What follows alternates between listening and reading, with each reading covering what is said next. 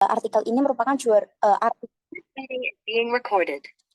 pada tahun 2022, jurnal ini mendapatkan predikat kuartil 2, yaitu predikat kedua tertinggi dalam skala artikel jurnal internasional gitu. Langsung next slide.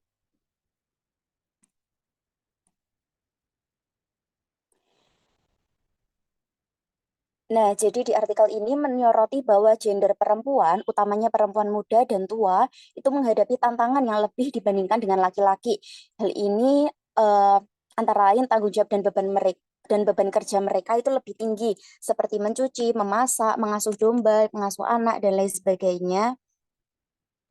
Selanjutnya, mereka juga kurang dihargai seperti itu. Jadi di sini kami tuliskan penghargaan pada kaum perempuan itu lebih rendah daripada kaum laki-laki. Selanjutnya, decision making pada kaum perempuan di Afar Ethiopia itu juga lebih rendah, terutama mereka itu tidak punya bagian dalam pengambilan keputusan, termasuk pilihan kehidupannya sendiri. Selanjutnya, di Afar sana, akses ke pendidikan dan layanan kesehatan pada kaum perempuan itu lebih rendah dibandingkan dengan kaum laki-laki. Dan faktor yang mempengaruhi hal-hal ini antara lain pernikahan dini, terus ada faktor keluarga, lalu ada kualitas layanan kesehatan yang buruk di Afar Ethiopia sana. Boleh untuk next slide.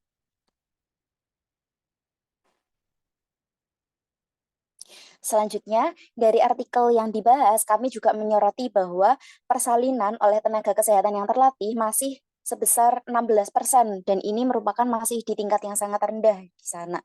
Selanjutnya, ibu hamil yang mendapatkan perawatan antenatal itu juga masih hanya setengah, yaitu 50,7% angkanya. Selanjutnya, atau bahasa sederhananya yaitu sunat pada wanita itu tergolong masih cukup tinggi, alias hampir semua wanita di sana ketika lahir, baru saja lahir itu langsung dipotong kemaluannya, dan itu sebesar 98%. Dan kenapa ini tinggi? Karena ini merupakan budaya di sana, dan kami menyoroti bahwa budaya ini eh, merupakan budaya yang tidak baik karena akan menimbulkan komplikasi ketika mereka melahirkan. Jadi nanti komplikasinya yaitu bayinya tidak keluar dan lain sebagainya. Itu contoh sederhananya. Boleh lanjut. Next slide. Selanjutnya, latar belakang desain dan populasinya. Kita artikel ini membahas di wilayah Afar, Ethiopia, dengan total populasinya 1,9 juta pada tahun 2019 kemarin. Lalu ini merupakan studi kualitatif eksploratif di 5 distrik. Nanti akan dijelaskan distrik apa aja yang dikaji dengan fokusnya yaitu pada remaja, orang dewasa, dan penyedia layanan kesehatan.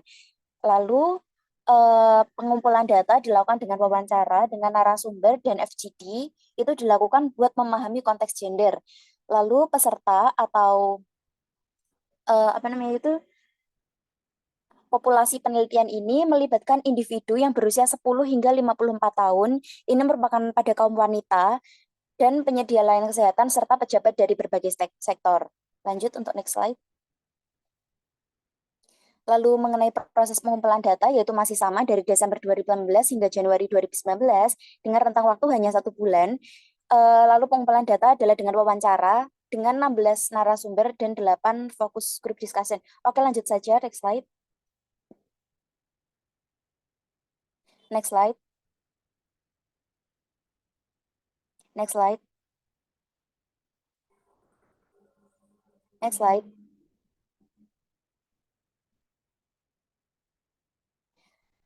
Oke, ini jadi ada 5 distrik di zona 3 Afar, yaitu Amibara, Argoba, Uwes, Awantaun, dan Duleca. Lanjut saja, next slide. Next slide.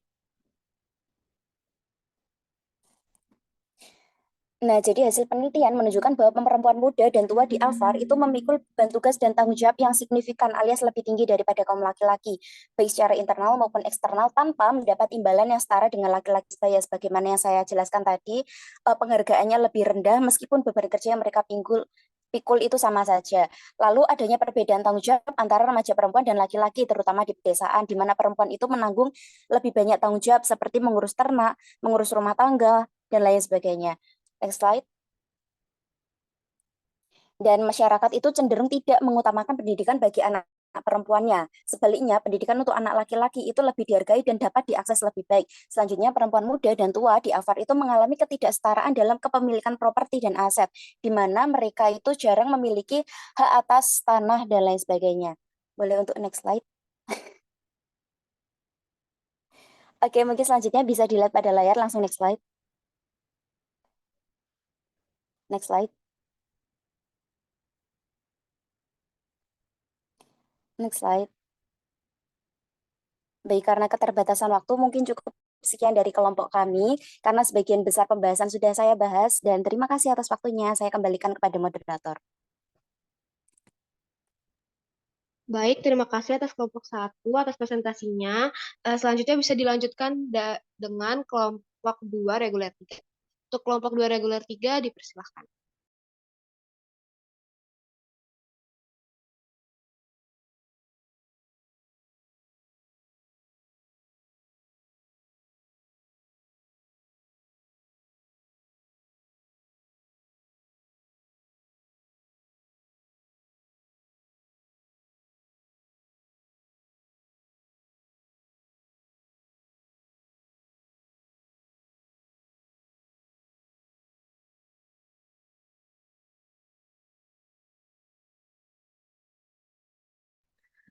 Baik, Assalamualaikum warahmatullahi wabarakatuh. Terima kasih atas kesempatannya. Kami dari kelompok 2 akan mempresentasikan hasil kerja kami yang berjudul Masalah-masalah Kesehatan Wanita dari Berbagai Negara dengan memperhatikan aspek legal dan etis. Di sini kami membawakan jurnal dengan judul Risk Factors and Prevention Anemia Among Women Childbearing Age in Various Countries. Next slide.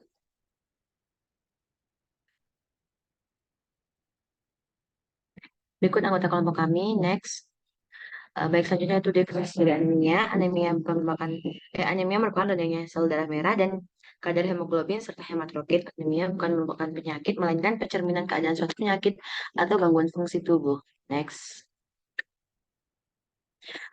Etiologi dari anemia menurut WHO 2023, anemia disebabkan oleh beberapa faktor seperti kekurangan nutrisi, pola makan yang tidak memadai, infeksi, peradangan, penyakit kronis, kondisi ginekologi dan obstetrik, serta kelainan sel darah merah yang diturunkan.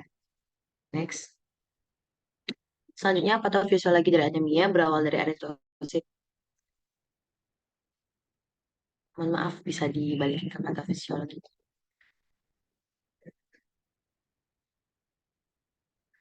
Patofisiologi dari anemia berawal dari eritrosit atau hemoglobin yang menurun, sehingga menyebabkan beberapa proses sehingga mengalami gejala anemia. Next. Berikut macam-macam dari anemia sendiri. Next. Berikut juga faktor risiko anemia pada wanita. Dan selanjutnya akan dilanjutkan oleh teman saya. Ya, berikutnya adalah pencegahan anemia yang bisa dilakukan itu beberapa hal yang bisa dilakukan adalah untuk mengkonsumsi makanan yang mengandung zat besi, asam folat, vitamin B12, serta vitamin-vitamin lain yang penting untuk tubuh. Dan juga pengobatan yang paling dasar dan umum adalah perubahan pola makan dan konsumsi suplemen perangsang produksi darah untuk wanita yang memiliki gangguan anemia. Nah, metode penelitian dalam jurnal yang kami bahas pada kali ini menggunakan pendekatan studi kepustakaan atau literatur review, di mana sumber referensi berupa artikel ilmiah yang dianalisis dan disesuaikan dengan kata kunci yang ada. Pembahasannya adalah didapatkan bahwa ibu hamil yang terinfeksi malaria 1,94 kali lebih beresiko terhadap anemia daripada kelompok ibu hamil yang tidak terinfeksi malaria. Dan mayoritas responden penelitian tersebut mendapatkan dosis FCM sebesar 1000 mg dan diketahui bisa meningkatkan kadar hemoglobin dari 8,4 gram per dl menjadi 10,7 gram per dl. Dan intervensi yang bisa dilakukan yakni menjaga diet dan makan seimbang untuk terhindar dari anemia yang bisa menyebabkan efisiensi. Pembahasan berikutnya adalah didapatkan dari 770 pasien, 19,7% mengalami anemia berat. Disebutkan bahwa faktor resiko penyebabnya ialah kurangnya HB dan thalassemia. Tindakan atau intervensi yang diambil ialah dengan mengadakan screening secara berkala. Kesimpulannya, anemia merupakan rendahnya sel darah merah dan kadar hemoglobin dan hematokrit. Anemia bukan penyakit, melainkan pencerminan keadaan suatu penyakit atau gangguan fungsi tubuh. Kekurangan zat besi merupakan salah satu penyebab anemia. Beberapa faktor penyebab anemia pada wanita diantaranya adalah kekurangan zat besi, menyusui, gangguan menstruasi, dan diet tidak seimbang. Sekian presentasi dari kelompok kami, kurang lebihnya mohon maaf. Wassalamualaikum warahmatullahi wabarakatuh. Baik, terima kasih atas kelompok 2. Mungkin selanjutnya bisa dilanjutkan oleh kelompok 3 dari reguler 3. Untuk kelompok 3 reguler 3 dipersilakan.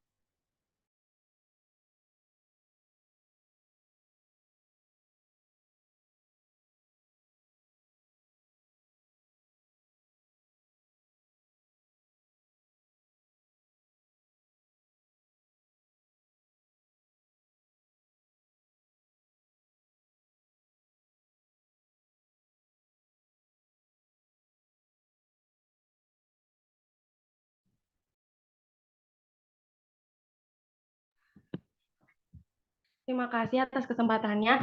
Kami dari kelompok 3 izin melakukan presentasi hasil sharing jurnal kami. Sharing jurnal kami yaitu Health Literate Maternity Care of First Migrant Women in Germany. Bisa di next slide. Ini kelompok kami. Bisa di next slide. Kita akan membahas jurnal identity, jurnal overview, pembahasan, dan kesimpulan. Bisa di next slide.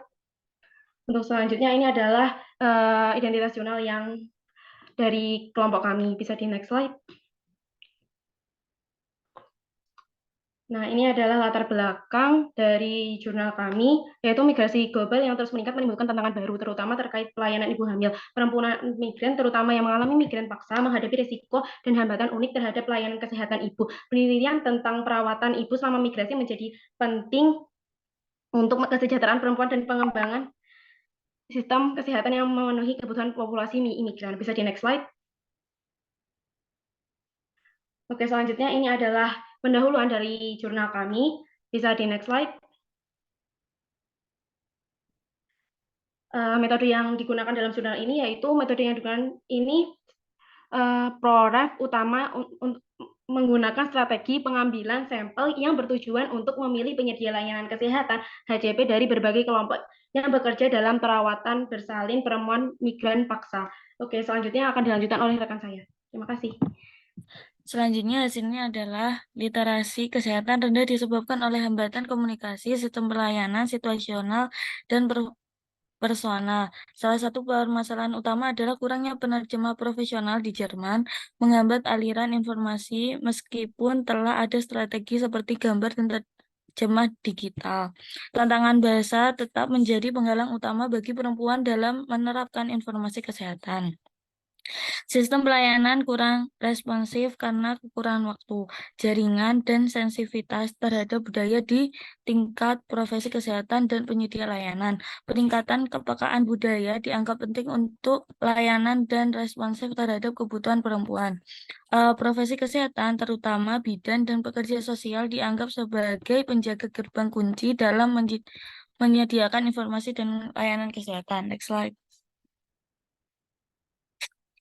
Selanjutnya pembahasannya adalah keagenan migran adalah kemampuan mereka untuk mengambil keputusan secara mandiri dipengaruhi oleh struktur sosial dan sistem pelayanan kesehatan. Literasi kesehatan perempuan migran termasuk akses dan pemahaman terhadap layanan perawatan maternitas dipengaruhi oleh pengetahuan kesehatan, profesi kesehatan, dan pelayanan.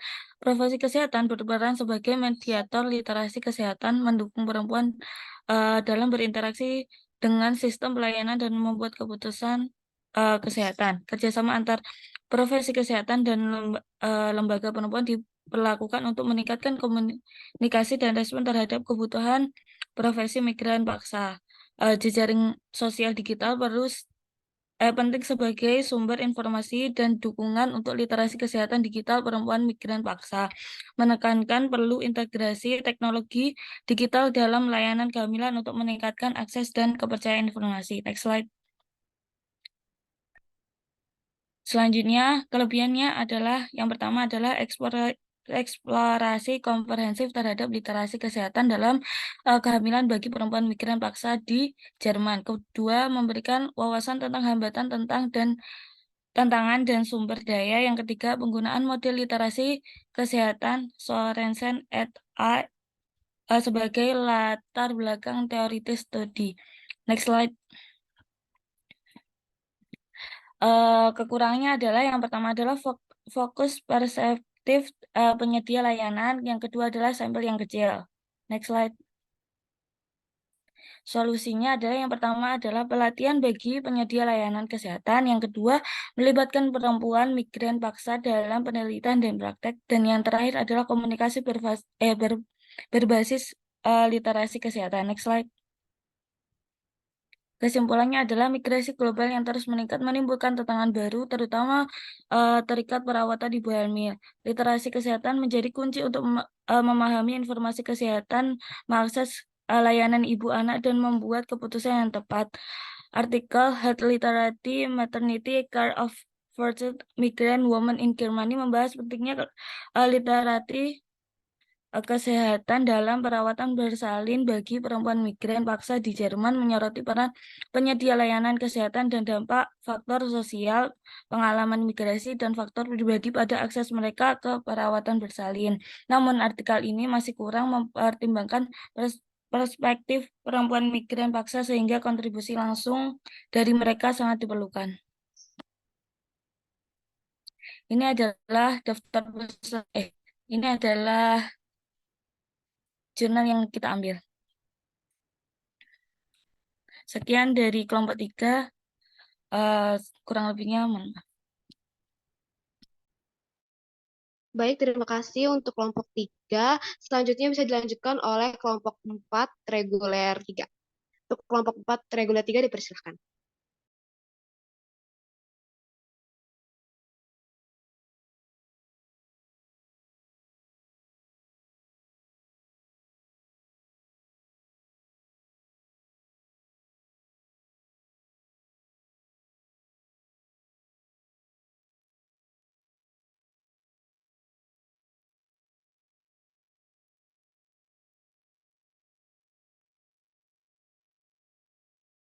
Infeksi saluran reproduksi bagian bawah pada wanita itu merupakan penyebab penting morbiditas, jadi bisa menyebabkan komplikasi dan gejala pada sebagian besar wanita. Oleh karena itu, kami mengambil topik dengan jurnal Prevalensi dan Faktor Resiko Infeksi Saluran Reproduksi Bagian Bawah pada Wanita dengan Gejala di Dakar, Senegal. Assalamualaikum warahmatullahi wabarakatuh.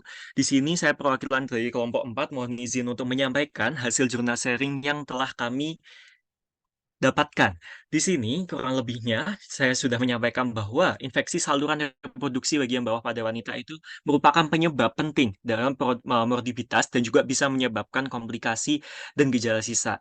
Dan pada penelitian yang kami dapatkan ini atau jurnal yang kami dapatkan ini bertujuan untuk mengetahui prevalensi dan juga faktor risiko pada sebagian besar wanita di usia subur di daerah Dakar atau Senegal.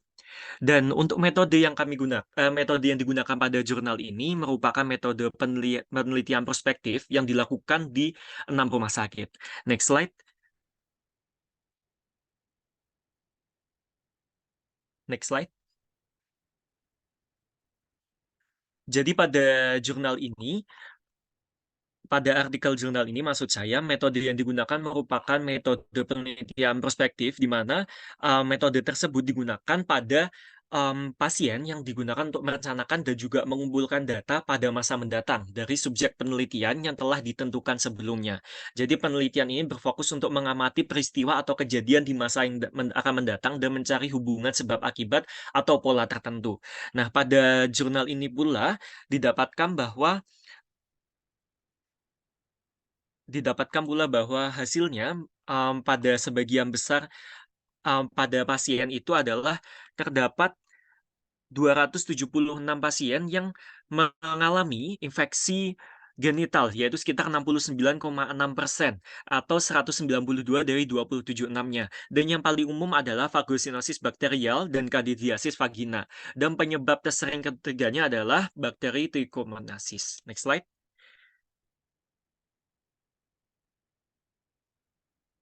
Dan berikut adalah identitas artikelnya. Next slide. Dan latar belakangnya sudah saya sampaikan tadi, dan diikuti juga dengan metodenya. Next slide. Jadi kurang lebihnya metode yang digunakan pada jurnal ini yaitu studi potong lintang prospektif atau juga tadi saya sudah menyebutkan bahwa metode ini merupakan metode prospektif yang dilakukan dengan mengumpulkan beragam data. Dan di sini pada wanita yang jumlahnya dibulatkan yaitu sekitar 300 meliputi analisis statistik menggunakan SPSS dan mendapatkan prevalensi infeksi dengan interval kepercayaannya sekitar 95% berdasarkan diagnosis infeksi yang berbasis laboratorium. Next slide. Dari hasil yang didapatkan, kira-kira bahwa tadi banyak sekali yang mengalami infeksi genital dan juga di sini mengungkapkan bahwa tingginya prevalensi fagosinosis bakteri dan kandisiasis vagina dan agar harapannya bisa diimplementasikan dalam penelitian di Indonesia atau di pelayanan kesehatan Indonesia. Next slide. Jadi di sini kami menggarisbawahi bahwa ada banyak sekali kekurangan dan kelebihannya. Salah satunya adalah metode penelitiannya, yaitu yang merupakan metode penelitian prospektif sehingga bisa digunakan untuk di berbagai lokasi termasuk fasilitas kesehatan dan hasil penelitiannya memungkinkan diterapkan pada perempuan yang tidak hamil juga. Kekurangannya, sampelnya sangat cukup terbatas dan hanya dilakukan di Kota Dakar sehingga tidak bisa menggeneralisasi hasil penelitian ini di daerah yang mungkin memiliki aspek biopsikososial yang berbeda. Next slide.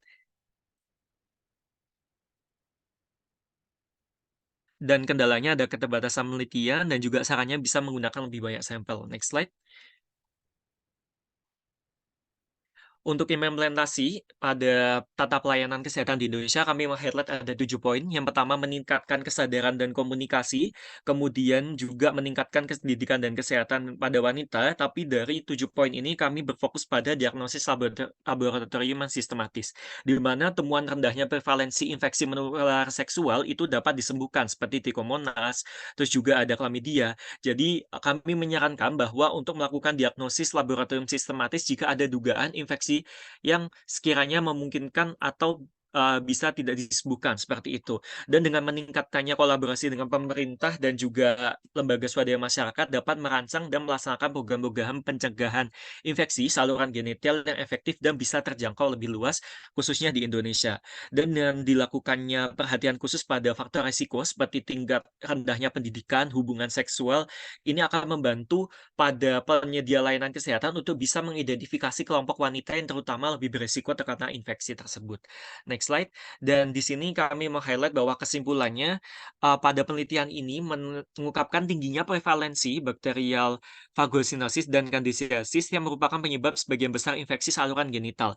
Dan di sini menyarankan bahwa untuk meningkatkan kesadaran dan komunikasi mengenai praktik kebersihan vagina dan juga dalam kesimpulan ini temuan dari penelitian tersebut menunjukkan bahwa IMS yang paling umum dapat disembuhkan seperti CT, NG, dan TV. Itu jarang terjadi pada artikel jurnal yang diangkat ini. Oleh karena itu, kami merekomendasikan bahwa pada kasus yang diduga infeksi TV, CT, dan NG, diagnosis laboratorium yang sistematis harus dilakukan dan bisa diimplementasikan juga di Indonesia. Kurang lebihnya cukup. Terima kasih. Wassalamualaikum warahmatullahi wabarakatuh.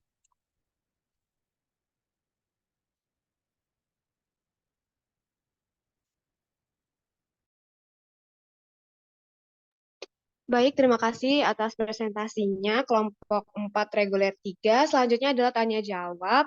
Bagi teman-teman yang ingin bertanya bisa menggunakan fitur raise hand. Terima kasih.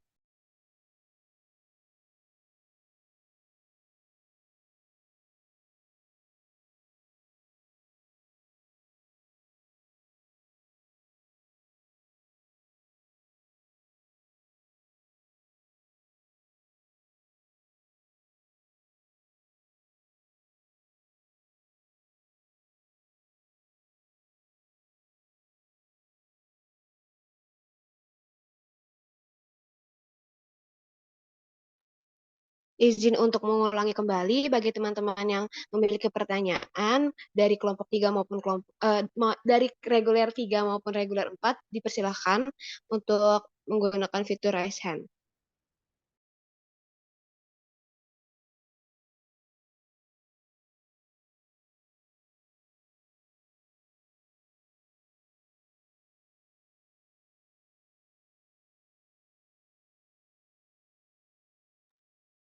Baik, untuk Kak Diva dipersilahkan. Baik, terima kasih moderator atas kesempatannya. Di sini saya dari kelompok 1 reguler 3 izin bertanya ke kelompok 2. Jadi pertanyaannya gini, topik utama pertemuan kali ini itu kan masalah kesehatan wanita dari berbagai negara. Dan kelompok 2 itu mengangkat kasus tentang anemia. Apakah bisa ya dijelaskan lebih rujukan teman-teman kelompok 2 ini meneliti kasus anemia di negara atau daerah apa? Itu yang pertama. Terus, apakah kasus anemia di negara tersebut merupakan hal yang disoroti nih, sehingga teman-teman tertarik buat ngangkat kasus anemia ini? Selanjutnya, oh gini-gini maksudku sederhananya, kenapa sih ambil topik tentang anemia? Bukankah anemia itu merupakan suatu masalah yang sering terjadi nih, jadi merupakan rahasia umum di mana-mana ada gitu loh. Nggak cuma di negara yang teman-teman kaji aja, tapi juga terjadi di mana-mana. Jadi kenapa teman-teman ini spesifik ngambil anemia? Apakah di artikel yang teman-teman kaji rujukan itu dijelaskan? Gitu. Terima kasih. Baik, untuk kelompok 2, apakah dapat dipahami atau mau diulang lagi pertanyaannya?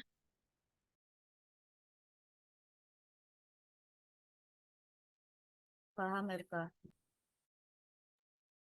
Mungkin dari Kak Diva bisa diulangi lagi pertanyaannya. Oke, izin mengulangi ya. Jadi ada dua pertanyaan di sini. Yang pertama, berkaitan dengan topik utama pertemuan kali ini, itu kan masalah kesehatan wanita dari berbagai negara. Pertanyaan pertama, bisa nggak dijelaskan lebih lanjut artikel rujukan teman-teman ini meneliti kasus anemia di negara atau daerah apa? Itu yang pertama.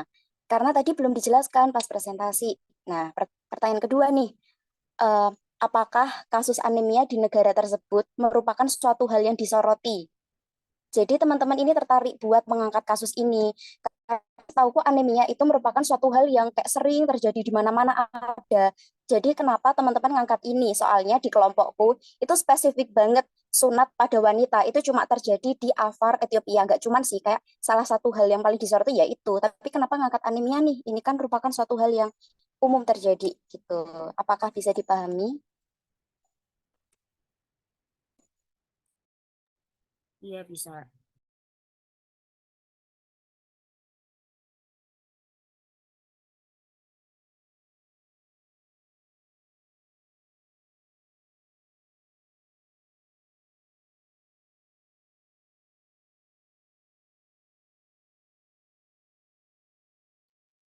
Baik, terima kasih Kak Diva.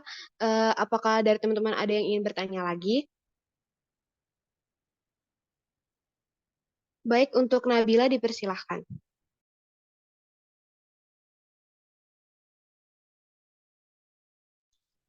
Baik, izin bertanya kepada kelompok 3.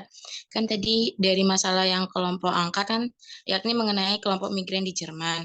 Kira-kira gimana sih solusi yang dapat kelompok tawarkan guna untuk mengatasi hal tersebut? Terus gimana juga peran kita sebagai perawat agar masalah tersebut bisa diminimalisir kejadiannya pada kelompok migran? Sekian, terima kasih. Baik, terima kasih Nabila atas pertanyaannya. Dari kelompok 3, apakah dapat dipahami atau butuh diulang lagi pertanyaannya? Ya, sudah.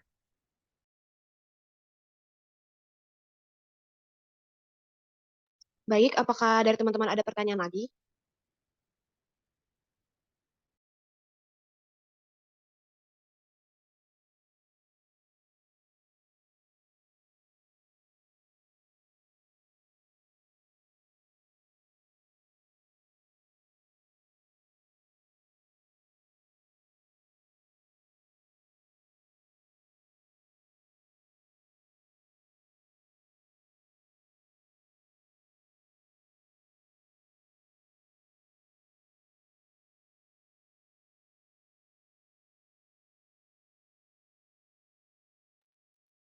Mohon maaf, sebelumnya izin bertanya, Nurse, untuk pertanyaannya apakah dibatasi atau tidak ya, Nurse?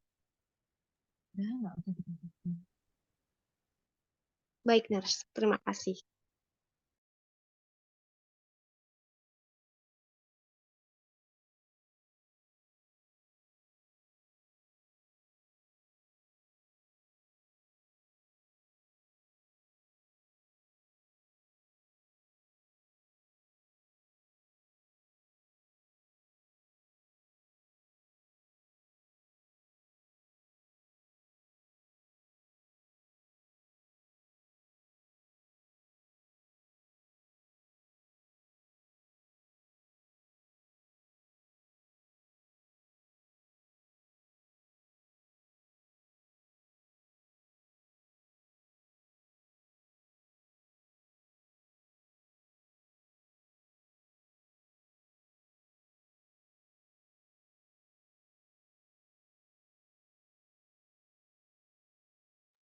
izin masuk moderator, apakah boleh menjawab ya untuk pertanyaan dari Nabila?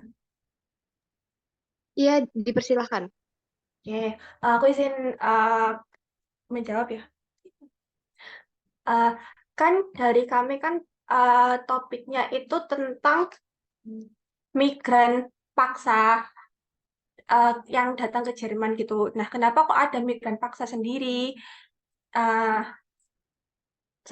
karena negara Eropa itu emang seterbuka itu untuk imigran yang bisa masuk ke Eropa. Nah, kenapa kok itu imigran paksa? Mungkin eh, ada dorongan-dorongan dari negara asalnya untuk datang ke Jerman untuk hidup yang lebih baik gitu. Dan di Jerman itu sendiri juga ada camp kayak apa ya? Camp untuk si migran tersebut. Nah, gimana cara mengatasi masalah tersebut ya? Kembali lagi ke pemerintah untuk regulasi tentang migran tersebut itu harus digimanakan. Nah, dari adanya fenomena migran paksa yang datang ke Jerman itu kan menimbulkan banyak permasalahan kesehatan, apalagi di bidang maternitas gitu kan. Nah, itu dari kami sendiri itu menyarankan adanya pelatihan bagi penyedia layanan kesehatan, terutama perawat untuk bisa menyelesaikan masalah tersebut. Gitu. Eh, kemudian juga dari pemerintah Jerman sendiri itu sudah memberikan apa ya solusi terhadap si masalah maternitas itu dengan adanya literasi kesehatan maternitas untuk imigran paksa tersebut. Jadi harus ada kolaborasi antara dinas kesehatan setempat dan pemerintah setempat untuk menghadapi masalah tersebut. Selain itu, uh, kita sebagai perawat kan juga bisa melakukan penelitian gitu kan. Nah, kita mungkin bisa menjadikan imigran tersebut ikut dalam proyek penelitian kita dalam praktik tersebut gitu. Terus harus ada komunikasi juga kan untuk menarik si imigran tersebut dapat ikut dalam penelitian. Itu mungkin komunikasi-komunikasi keperawatan yang bisa mendukung itu. Dari Nabila apakah cukup jelas atau ada following question? Sudah. Baik, terima kasih. Atau mungkin dari kelompok-kelompok lain ada following question? Terima kasih. Baik, terima kasih Bening atas jawabannya. Dari teman-teman, apabila ada pertanyaan dipersilahkan.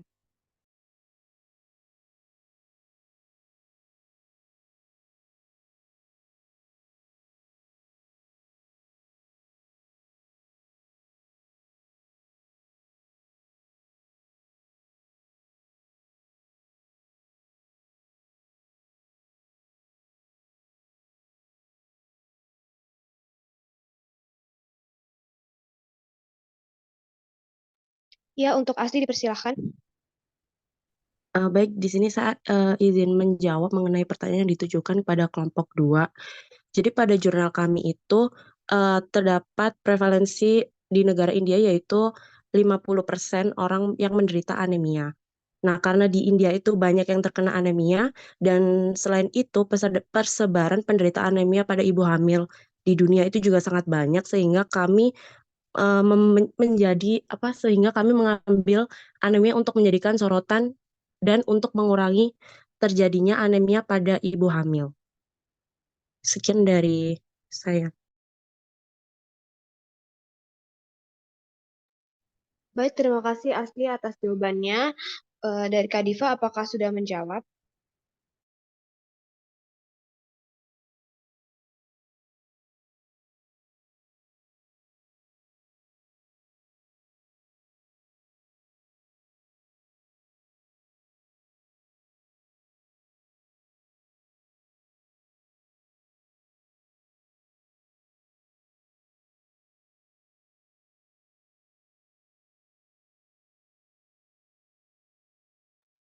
Baik, untuk Adinda dipersilahkan. Baik, terima kasih atas kesempatannya. Saya izin untuk bertanya kepada kelompok 4 reguler 3. Tadi kelompok kan telah menjelaskan tentang LMS ya di daerah Dekar, Afrika. Nah, 69% populasi itu terkena infeksi saluran reproduksi bagian bawah. Nah, itu kira-kira karena apa? Tadi kelompok sudah menjelaskan itu karena flora dan ada bakteri. Nah, tapi apakah bisa dijelaskan lebih lanjut kenapa flora tersebut itu bisa masuk ke saluran reproduksi bagian bawah wanita di Dakar, Afrika sana? Apakah semata-mata karena transmisi IMS karena hubungan seksual yang beresiko atau karena faktor lain? Dan apakah ada kebiasaan khusus di daerah tersebut atau budaya khusus sehingga secara spesifik banyak kasus infeksi saluran reproduksi di daerah sana? Terima kasih. Baik, terima kasih Adinda atas pertanyaannya. Dari kelompok 4, apakah dapat dipahami atau butuh untuk diulang pertanyaannya? Dapat difahami. Baik.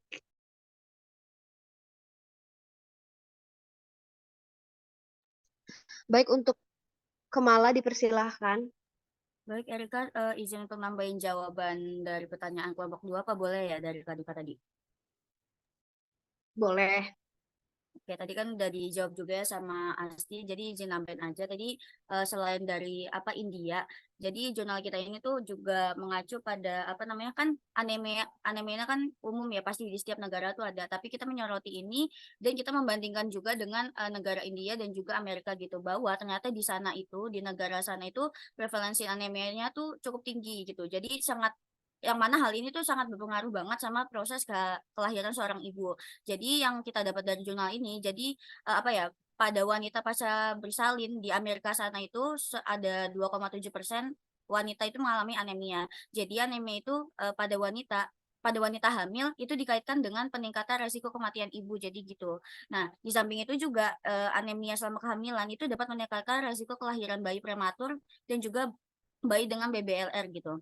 Nah, di samping itu pula juga anak yang dilahirkan dari ibu yang punya anemia pada 30 minggu pertama kehamilan itu punya resiko 9,3% lebih besar untuk menderita attention deficit hyperactivity disorder di kemudian hari. Jadi kenapa kita mengangkat topik ini karena bisa untuk aware juga anemia itu tidak bisa di apa ya disepelekan juga kayak gitu. Terima kasih.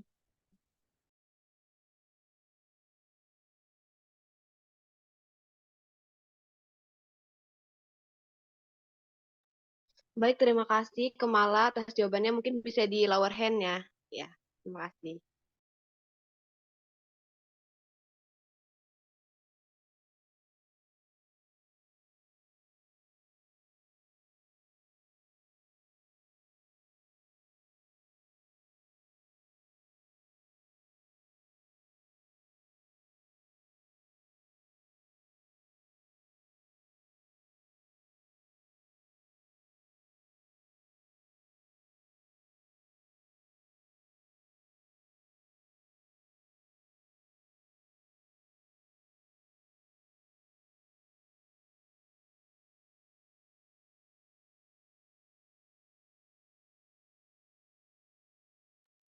Dari kelompok 4 reguler 3, apakah sudah siap untuk menjawab atau butuh tambahan waktu? Butuh tambahan waktu. Baik. Untuk teman-teman yang memiliki pertanyaan lagi, mungkin dipersilakan sambil menunggu kelompok 4.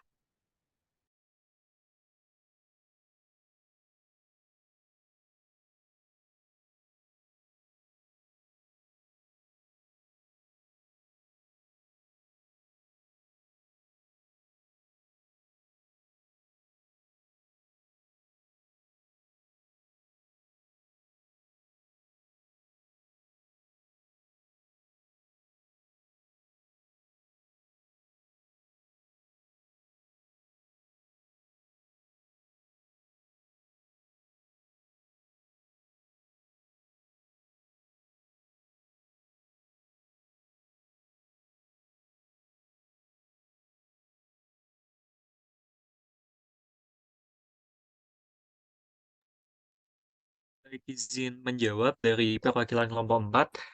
Sebelumnya terima kasih atas pertanyaannya. Di sini saya mau izin menjelaskan dari jurnal yang atau artikel jurnal yang kami dapatkan ini bahwa di Dakar dari penelitian yang dia dapatkan, jadi sebelumnya saya mau izin memberikan overview bahwa untuk pemilihan lokasi dan pasiennya. Jadi di Dakar ini yang dipilih itu sebenarnya ada 5 rumah sakit, tetapi 2 di antaranya itu menolak berpartisipasi karena penyedia layanan kesehatan itu dia tidak bersedia untuk mengirimkan sampel ke luar laboratorium mereka sendiri.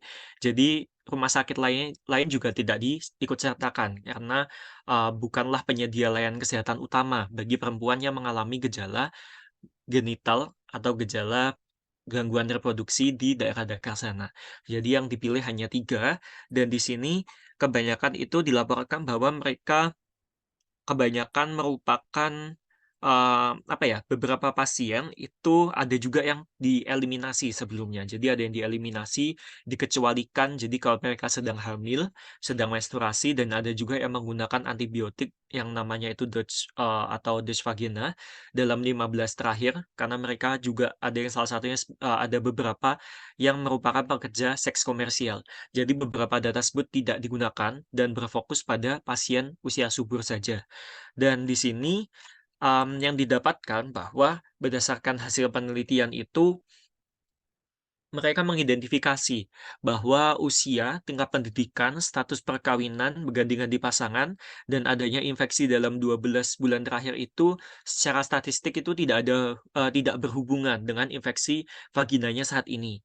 Jadi yang mereka dapatkan kebanyakan itu ada faktor potensial resiko, yaitu seperti kebersihan dalam menjaga sistem reproduksi mereka sendiri, dan juga beberapa wanita yang usia lajang itu mengalami infeksi serviks yang tinggi yang disebabkan karena mereka itu belum mendapatkan edukasi ketika mereka remaja. Jadi ada beberapa yang menyebutkan mereka tidak berganti, maksudnya jarang mengganti pembalut mereka atau hanya sesekali saja, dan juga ada yang di jurnal ini dalam bagian diskusi disebutkan bahwa perempuan yang mereka itu beresiko terkena infeksi saluran genital bagian bawah ini pada populasi ini itu, belum mendapatkan perhatian khusus dari penyedia layanan kesehatan. Jadi dari overview yang saya jelaskan tadi, tidak ada hubungan yang signifikan terkait hubungan bergandengan di pasangan, gejala infeksi pada pasangan, atau mungkin memiliki lebih dari satu pasangan.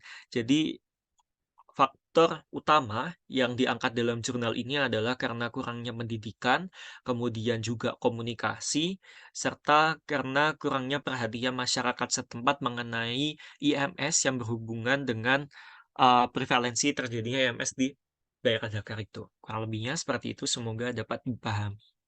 Terima kasih. Baik, terima kasih Sal atas jawabannya. Dari Dindo, apakah sudah terjawab? Terima kasih Sal atas jawabannya sudah terjawab Erika. Baik, karena sudah tidak ada yang ingin bertanya lagi, mungkin selanjutnya saya serahkan kepada Sarah selaku moderator dari Rek 4. Terima kasih. Baik, terima kasih Erika atas kesempatannya. Selanjutnya untuk sesi presentasi kelompok reguler 4, mekanismenya adalah setiap kelompok presentasi dengan durasi 5 menit seperti tadi kelompok reguler 3. Dipersilahkan untuk kelompok reguler 4 kelompok 1 untuk share screen. Langsung presentasi. Terima kasih.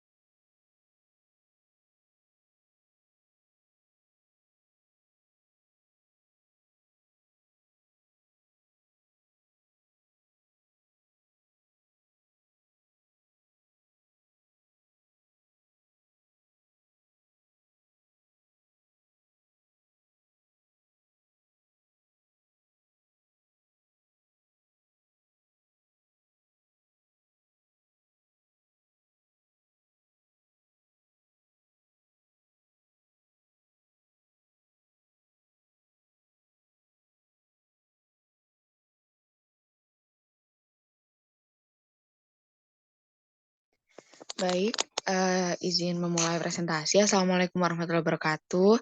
Selamat siang untuk teman-teman dan juga untuk Nurse Laili. Saya perwakilan dari kelompok 1. Kami akan melakukan presentasi dengan judul Tren dan Isu Keperawatan Maternitas, Masalah-masalah Kesehatan Wanita dari berbagai negara dengan memperhatikan aspek legal dan etis. Bisa di next. Ini adalah anggota kelompok kami, bisa di next. Jurnal yang kami gunakan berjudul Laboring Together, Women's Experience of Getting the Care That I Want and Need in Maternity Care. Bisa di next. Latar belakang kami mengangkat masalah ini yaitu masalah-masalah kesehatan wanita di berbagai negara menggambarkan kompleksitas tantangan yang dihadapi oleh setiap individu dengan mempertimbangkan aspek legal dan etis. Kesenjangan dalam akses dan pelayanan kesehatan reproduksi menjadi salah satu isu sentral, terutama di negara-negara berkembang, di mana wanita seringkali menghadapi hambatan untuk mendapatkan layanan kesehatan reproduksi yang aman dan berkualitas. Nah, dalam beberapa kasus, praktek medis yang tidak etis juga menjadi masalah serius dalam kesehatan wanita. Misalnya, praktek mutilasi genital perempuan atau FGM yang dianggap sebagai tindakan kekerasan terhadap hak asasi manusia dan memiliki dampak serius pada kesehatan fisik dan mental wanita.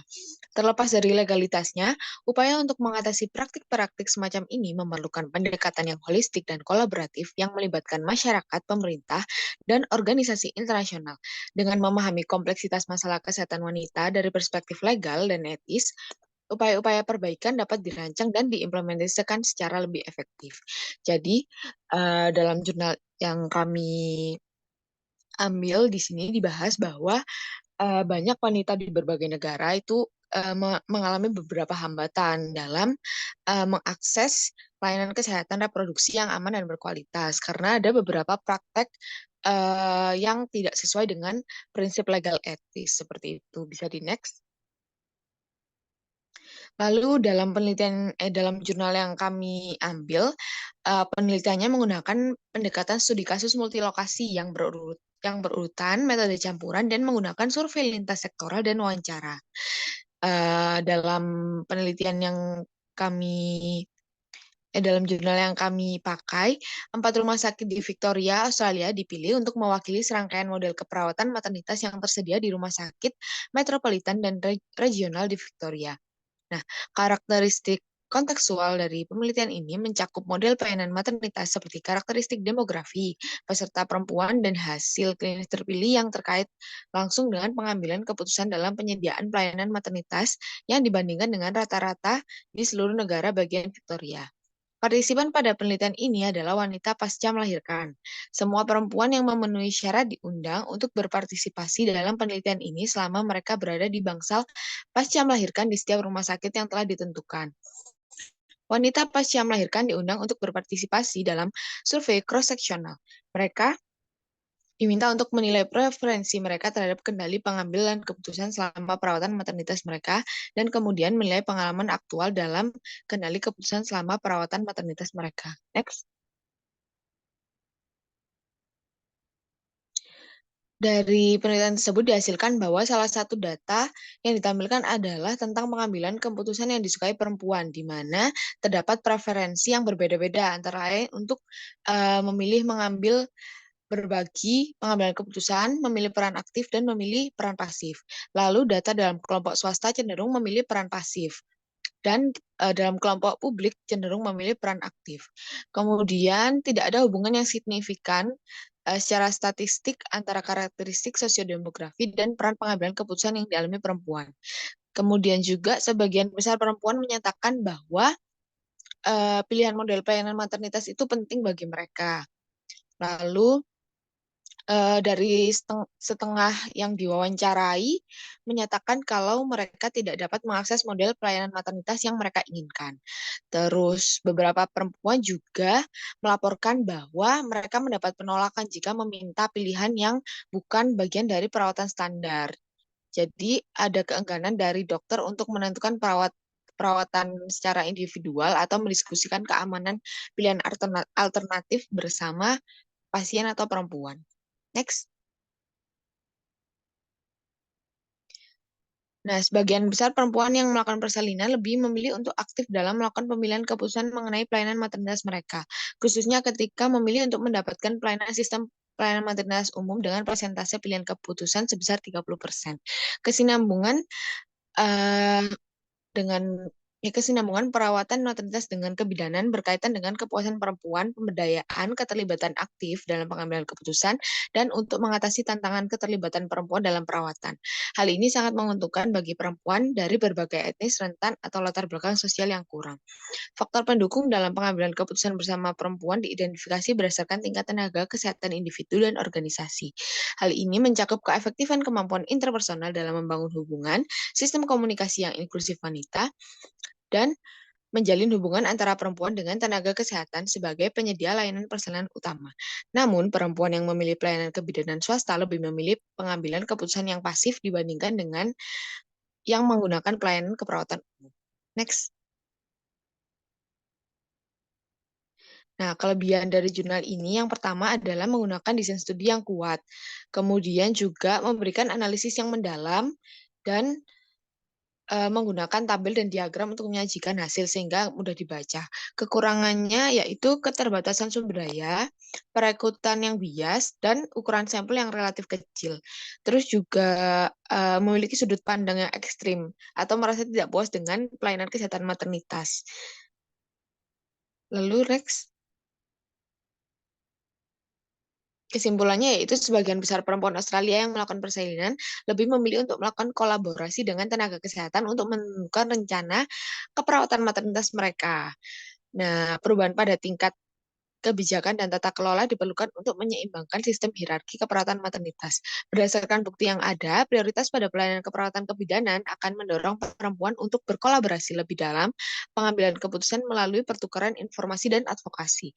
Pengakuan atas kontribusi kesinambungan pelayanan kebidanan berperan penting untuk mendukung hasil perinatal yang optimal bagi kesehatan dan kesejahteraan semua wanita subur. Next. Berikut adalah daftar pustaka yang kami gunakan. Next. Terima kasih. Apakah ada pertanyaan? Mohon maaf, pertanyaannya di akhir. Oke. Baik, terima kasih kelompok 1 atas presentasinya. Selanjutnya presentasi kelompok 2 reguler 4.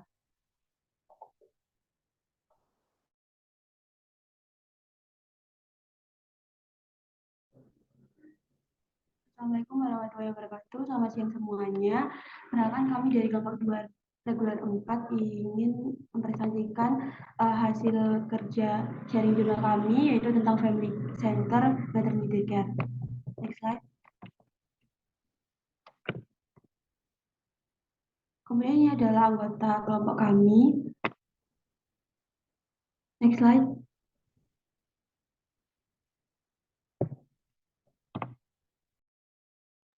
Kemudian untuk jurnal yang kami ambil yaitu berjudul Culture, Health and Sexuality and International Journal for Research, Intervention and Care, yaitu What Makes a Woman, Understanding the Reason for and Circumstance of Female Genital Mutilation or Cutting in Indonesia, Ethiopia, and Kenya.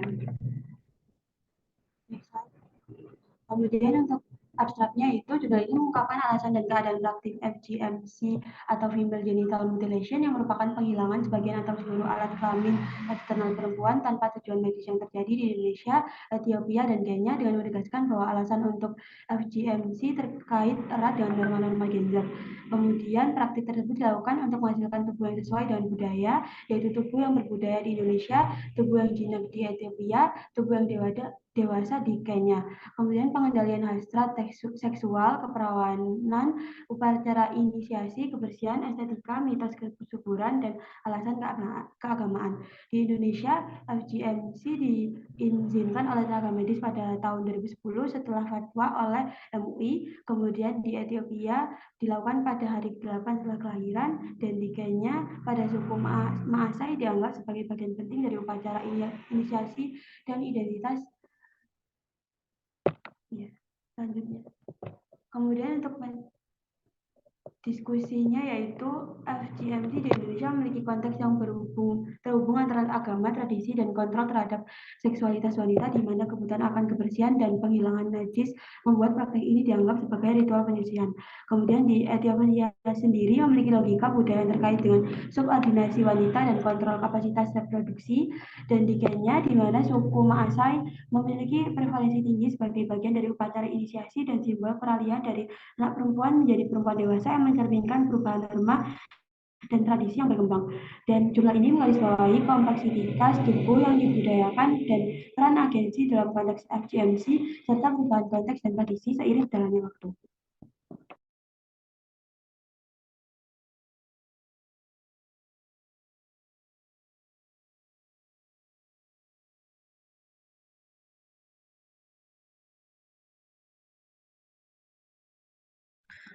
Berikutnya, triggernya yaitu Indonesia, Ethiopia, dan Kenya memiliki konteks budaya dan sosial yang berbeda, namun semuanya memiliki praktik FGMC, yaitu pemotongan alat kelamin wanita yang bertujuan untuk membatasi hasrat seksual perempuan, menjaga keperawanan, upacara inisiasi, alasan kebersihan, dan estetika, mitos tentang peningkatan kesuburan, dan alasan agama. Namun, FGMC ini dipandang sebagai praktik yang memaksakan diri karena norma sosial dan sanksi sosial yang seolah-olah mengancam untuk memaksa mereka melanjutkan praktik tersebut. Next slide. Untuk aspek legal etis secara umum, yaitu aspek legalnya penegakan hukum FGMC masih ambigu karena konflik antara hukum nasional, norma sosial, dan tradisi lokal. Untuk aspek etisnya yaitu HAM perempuan menjadi untuk terbebas dari mutilasi dan perlindungan terhadap integritas, melanggar hak perempuan atas kesehatan dan keamanan dengan dampak serius yang timbul dari prosedur tanpa pertimbangan medis yang aman, edukasi, dan peningkatan kesadaran masyarakat untuk mengubah norma sosial yang mendukung FGMC. Next slide. Untuk aspek legal etis kasus di Indonesia, aspek legalnya melibatkan pro kontra terkait larangan di mana FGMC dianggap sebagai aturan Islam yang mendukung kebersihan, namun di sisi lain badan internasional mengecamnya karena berpotensi merugikan kesehatan perempuan. Untuk aspek etisnya, kontroversi muncul dari perspektif budaya dan keagamaan di mana FGMC dianggap sebagai aturan Islam untuk menjaga kebersihan, tetapi terdapat perdebatan terkait metode yang digunakan, dampak kesehatan perempuan, serta sanksi dan norma sosial yang mungkin memaksa praktik tersebut. Next slide. Untuk aspek legal etis di Ethiopia, aspek legalnya meskipun sudah ada larangan hukum terhadap FGMC, namun implementasinya di tingkat lokal terhambat oleh norma sosial yang masih mengikat beberapa masyarakat. Untuk aspek etisnya, permasalahan muncul dalam menjaga keberlanjutan budaya sambil melindungi HAM. Dampak kesehatan dan keselamatan perempuan menjalani FGMC menjadi pertimbangan etis. Sementara upaya etis juga mencakup pendidikan masyarakat, promosi alternatif yang lebih aman, dan kolaborasi dengan masyarakat lokal. Next slide. Untuk aspek legal etis kasus di Kenya, yaitu aspek legalnya melibatkan larangan FGMC dengan sanksi hukum yang tegas, namun tantangan muncul karena beberapa suku masih tetap mempraktikkan FGMC. Untuk aspek etisnya, konflik timbul dari pertanyaan antara larangan hukum dan norma budaya yang mengakar kuat, sehingga keberlanjutan budaya sambil menghormati HAM menjadi fokus etis utama. Next slide. Faktor yang mempengaruhi yaitu yang pertama aspek budaya dan tradisi, lalu persepsi terhadap keperawatan dan seksualitas, pengaruh agama, peran masyarakat, peran perempuan dalam masyarakat, hukum dan kebijakan, edukasi dan kesadaran, peran keluarga dan hukum atau undang-undang yang berkaitan dengan masalah dalam jurnal sesuai dengan Fatwa Majelis Ulama Indonesia tahun 2006, Undang-Undang Perlindungan Anak Nomor 35 tahun 2015 dan peraturan daerah. Dampak dari kasus dalam jurnal yang pertama masalah kesehatan fisik, dampak kesehatan reproduksi, dampak psikologis dan emosional, pengaruh sosial dan budaya, pencegahan penyakit menular seksual, pelanggaran hak asasi manusia. Lalu pembelajaran yang didapat yaitu perlunya kesadaran dan pendidikan, pentingnya perubahan norma budaya, peran perempuan dalam perubahan, kerjasama antar organisasi dan antar bangsa, pentingnya pendekatan kesehatan masyarakat, penghormatan terhadap hak asasi manusia, pentingnya pendidikan seksual, sikap toleransi, dan penghargaan terhadap keanekaragaman budaya. Lalu kesimpulannya banyak sekali penyebab yang terkait dengan FGMC, namun sebagian besar berakar pada norma gender yang menentukan bagaimana perempuan muda harus memiliki karakteristik tertentu untuk melakukan peran tradisional untuk memenuhi feminitas mereka. Tubuh perempuan adalah media yang melaluinya norma-norma ini dinegosiasikan dan bentuk alaminya diubah melalui FGMC menjadi tubuh yang lebih berbudaya. Hak pilihan orang tua memerlukan eksplorasi lebih lanjut di wilayah Ethiopia dan kayaknya meskipun ilegal, temuan menunjukkan bahwa biaya yang harus ditanggung jika meninggalkan praktek tersebut mungkin terlalu tinggi bagi sebagian orang dan jadi masyarakat luas dapat membawa perbedaan dalam mengurangi tingkat FGMC di Indonesia sendiri. Tindakan di masa depan mungkin dimulai dengan mempermasalahkan FGMC secara hati-hati. Berikut daftar pustaka yang kami pakai dan terima kasih. Sekian dari presentasi kami. Baik, terima kasih atas presentasinya dari kelompok 2 reguler 4. Selanjutnya presentasi kelompok 3 reguler 4 dipersilahkan.